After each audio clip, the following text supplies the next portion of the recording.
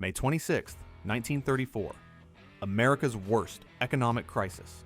A silver train raced across the prairie at 112 miles per hour, faster than you'd ever traveled in your life. But here's what you don't know. The Burlington Zephyr's record run didn't just prove diesel worked. It started something bigger. A 26-year revolution that killed steam locomotives and cost thousands of workers everything they knew. Why did it take 26 years? That's the mystery you're about to solve. The crisis that demanded a miracle. You need to understand how desperate railroads had become. Because what happened in 1934 wasn't innovation.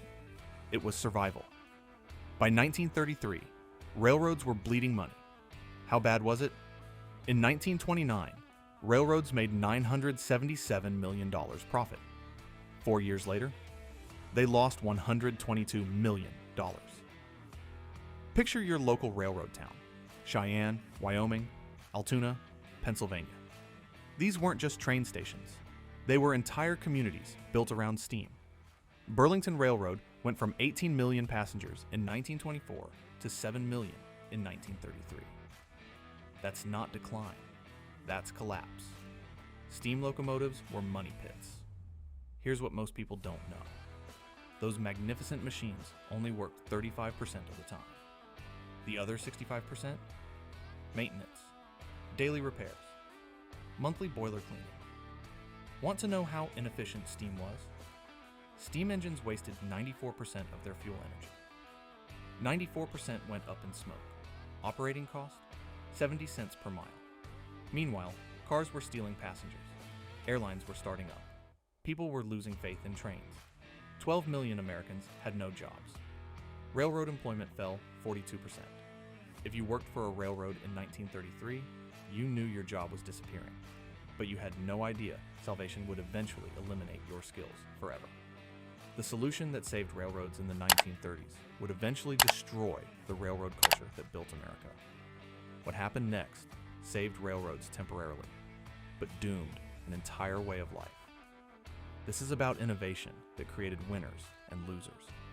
Progress isn't always progress for everyone, but on April 18, 1934, in Philadelphia, something impossible rolled out of a factory. What came out would change transportation forever. The impossible machine. It's 1932. Ralph Budd, Burlington Railroad president, is riding a train in Germany. But this isn't any ordinary train. This is the Flying Hamburger, a sleek diesel rail car averaging 77 miles per hour. Budd steps off with a crazy idea. What if we could build something faster and uniquely American? Here's why this mattered. Railroad engineers in America said it couldn't be done. They claimed streamlining was just pretty styling. That win didn't matter at slow train speeds. Get this wrong. Burlington goes bankrupt. Get it right? You might save an industry. For 100 years, railroad men built locomotives like battleships. Heavy, powerful, built forever. But they missed something. Weight was the enemy. So was wind. 3 breakthroughs came together in one silver train. First breakthrough, stainless steel. Edward G. Budd Company developed shot welding. This welded stainless steel without weakening it. The result? A train weighing 195,000 pounds. Compare that to a typical steam train with passenger cars, over 1.6 million pounds. The Zephyr was 88% lighter than what it replaced. Imagine if your car suddenly weighed 300 pounds instead of 2,500. That's this breakthrough. Second breakthrough, diesel power. The Winton 8 201A engine, 2-cycle diesel design, 600 horsepower. But here's the key. 30% efficiency versus steam's 6 to 7%. Instead of wasting 94% of fuel, diesel wasted only 70%. Think that's impressive? Wait until you hear about the third breakthrough. Third breakthrough, wind tunnel science. Ralph Budd took the Zephyr to MIT for wind tunnel testing. Revolutionary for trains. The tests proved everyone wrong. At 100 miles per hour, wind resistance ate 40% of a regular train's power. 40%. Streamlining wasn't styling, it was survival. If you've ever wondered why trains today look sleek, it started here. The design was revolutionary. 3 cars connected permanently, no gaps. Electric drive gave infinite speed control. Think of the Zephyr like the iPhone of trains. It didn't improve existing tech. It combined multiple innovations into something completely new. The numbers: construction cost, $230,000. Operating cost, 31 cents versus 70 cents per mile. Maintenance, monthly versus daily. Available, 95% versus 35% of the time. But here's the thing about revolutionary engineering. It doesn't matter until it performs. And on May 26, 1934, the world was watching. The test that would make or break this technology was about to begin. The run that changed everything. May 26, 1934. Dawn over Denver's Union Station. A silver train sits gleaming. Engineer Jack Ford checks his watch. 7:04 a.m. In exactly 13 hours, he needs to be in Chicago, 1,015 miles away. If he makes it, diesel has a future.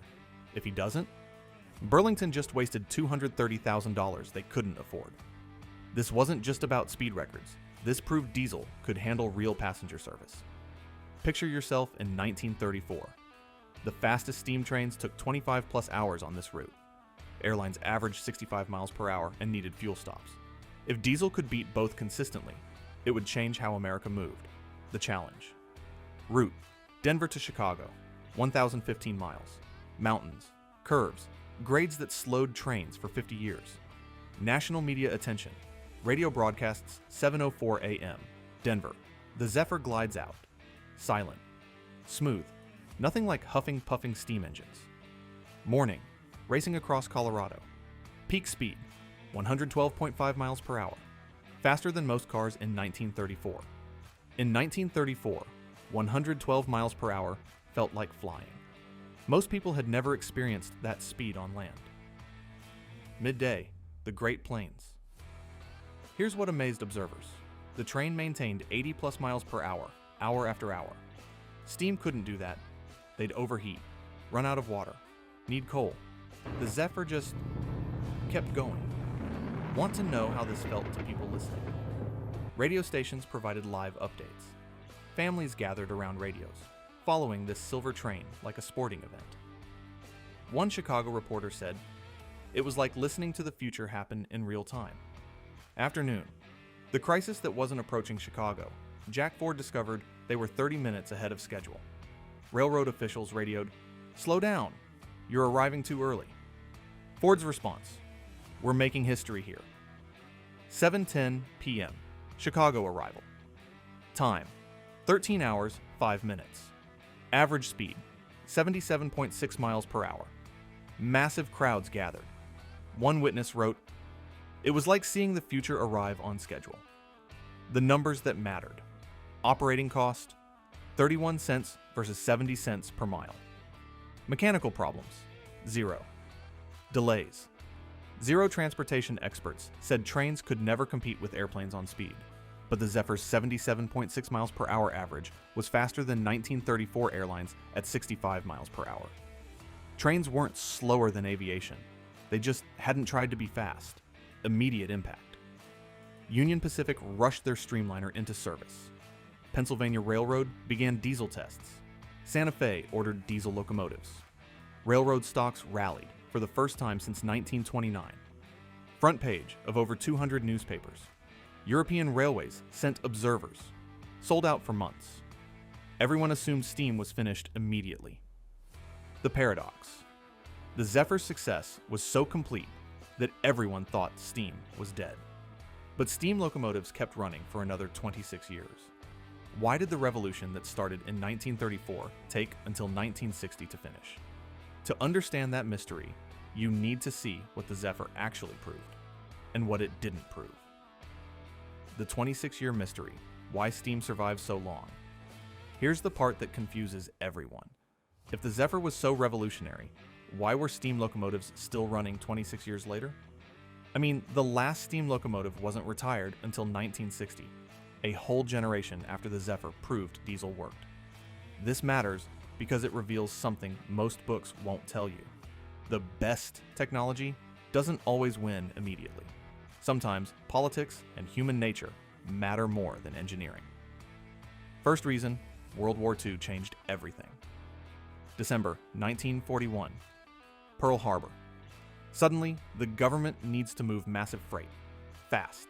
The military needed proven technology. Steam had moved freight for 100 years. Diesel was still experimental for heavy loads. Wartime shortages limited diesel production. Railroad traffic surged beyond peacetime levels. If you were running a railroad in 1942, would you bet on untested diesel or proven steam? Diesel production went to submarines, ships, tanks. The railroad conversion had to wait. Second reason, the economics of sunk costs. Railroads had billions invested in steam infrastructure, coaling stations, water towers, roundhouses, repair facilities, plus skilled workers trained in steam. Plus, steam locomotives built in the 1920s and 1930s with decades of life left. 1955. Management calculated significant annual savings by converting to diesel, but their accountants discovered the real cost.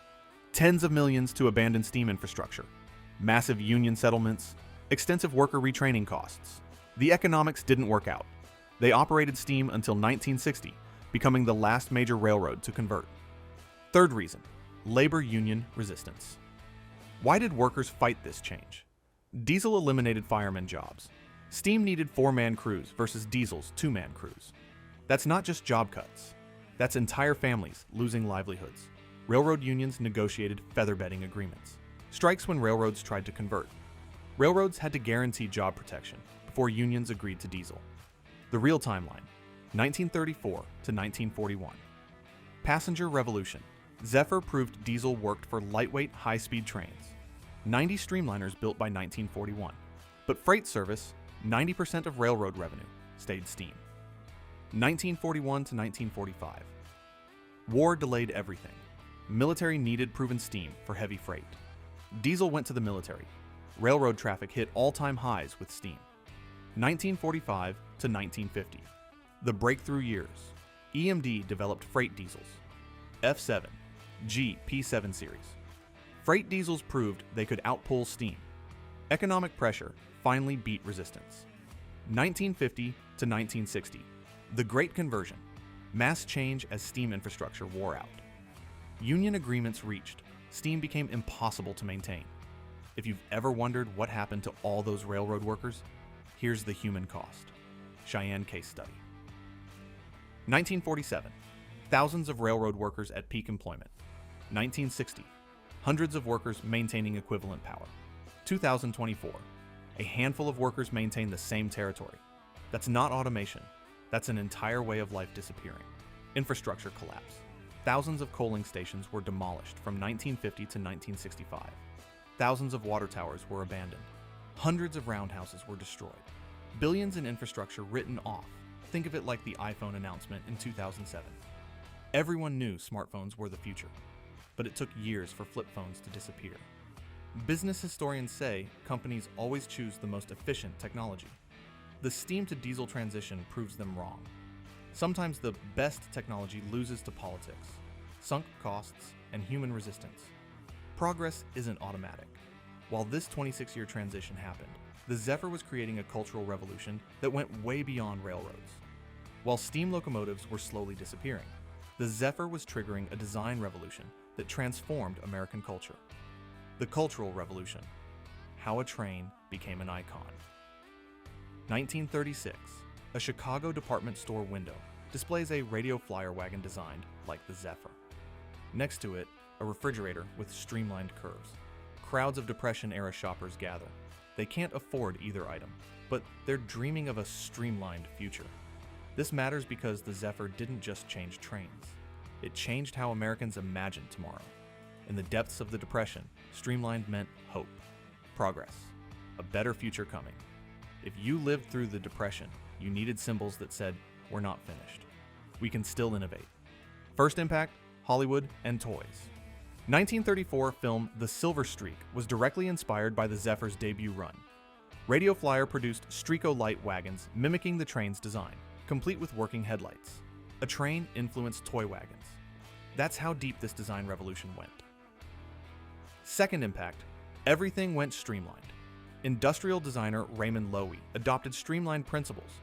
Between 1935 and 1945, Everything got streamlined. Cars, appliances, buildings, even coffins. Toasters and household appliances adopted streamlined styling inspired by the Zephyr. Marketing materials connected everyday products to the train's image of speed and efficiency. Third impact, tourism revolution. Burlington's ridership recovered. 7 million in 1933 to substantial growth by 1939. Industry-wide passenger increase. 38% growth, 1934 to 1939. The Zephyr route became a tourist destination. 1930s, consumers didn't want streamlined products just because they looked modern. They wanted them because streamlining meant better performance. The Zephyr proved efficiency could be beautiful. The numbers. Merchandise. Hundreds of Zephyr-inspired products, 1934 to 1940. Tourism.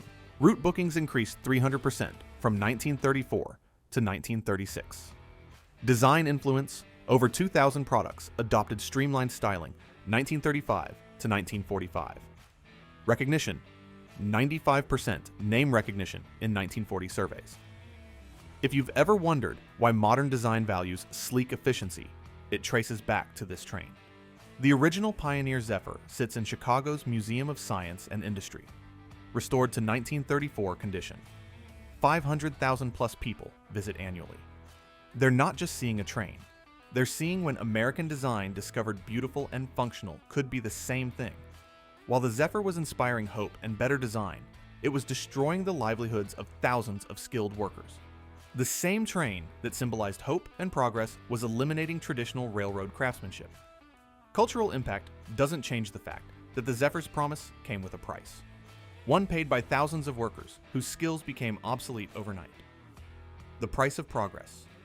Winners and losers. Every technology revolution creates winners and losers. The diesel revolution was no different. Thousands of skilled railroad craftsmen found their expertise obsolete overnight. Master boilermakers, blacksmiths, pipe fitters who devoted decades to steam locomotive maintenance suddenly faced a choice: retrain or retire. Many were too old to learn electrical systems after lifetimes of mechanical work. Their stories, repeated across railroad towns nationwide, capture the human cost of technological progress. This matters because the pattern repeats with every major innovation. The winners. Railroad companies got 44% cost reduction. Reliability went from 35% to 95%. Profits returned for the first time in years. Passengers got faster, cleaner, more comfortable travel, air conditioning, smooth rides, observation cars. New industries emerged. EMD became the world's largest locomotive builder. Diesel spread to ships, trucks, generators, thousands of new electrical jobs. The losers. Steam craftsmen saw skills become worthless overnight, many too old to retrain effectively. Railroad towns lost their economic base. When the roundhouse closed, Main Street died. Coal industry lost the massive railroad fuel market. Mining towns devastated. Some workers retrained successfully. Others never recovered. Railroad towns either adapted or died economically. You can't say the Zephyr was wrong. It saved railroads. It improved transportation. It helped America recover from the Depression. The pattern is the same. Innovation creates winners and losers, not just winners. Technology optimists say innovation always creates more jobs than it destroys. The diesel revolution proves that's not always true for individuals. Industries can benefit while experienced workers suffer permanent displacement. What's good for society isn't always good for individuals. The same innovation that saved railroads cost thousands of workers their livelihoods. That doesn't make progress wrong, but it makes it complicated. Every breakthrough technology displaces workers, people whose expertise becomes obsolete, whose communities disappear. How do we manage technological change without leaving people behind? The Zephyr story doesn't answer that question, but it makes the question impossible to ignore. Transition. Today, nearly 90 years later, we can finally assess what the Zephyr accomplished. The full picture might surprise you. Legacy. What the Zephyr really changed. Immediate impact. Proved diesel worked for passenger service. Sparked streamliner boom across America. Restored public confidence in rail travel. Saved Burlington Railroad from bankruptcy, long-term impact. Enabled railroad survival through World War II. triggered complete American railroad conversion, influenced industrial design for decades, created the template for modern passenger rail ultimate result, steam eliminated by 1960, diesel-dominated transportation until today. American railroads survived the Depression and thrived. The Zephyr silenced steam locomotives, not by destroying them immediately. It proved their replacement was inevitable, like a medical diagnosis that changes everything while changing nothing immediately. The Zephyr's success made steam's eventual death certain, even though it took 26 years. In our current era of disruption, electric vehicles, artificial intelligence, renewable energy, Zephyr's story reminds us that breakthrough innovation doesn't change everything instantly. It changes everything eventually. The question isn't whether disruption will happen. It's how society will manage the human cost of progress. The Pioneer Zephyr sits today in Chicago's Museum of Science and Industry, polished and preserved. Visitors marvel at 1934 technology that still looks like the future. But its real legacy isn't in that museum.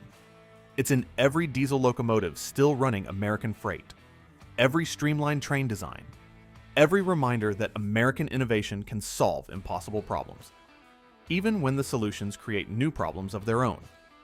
The lesson: progress is inevitable, but it's not automatic, and it's never free.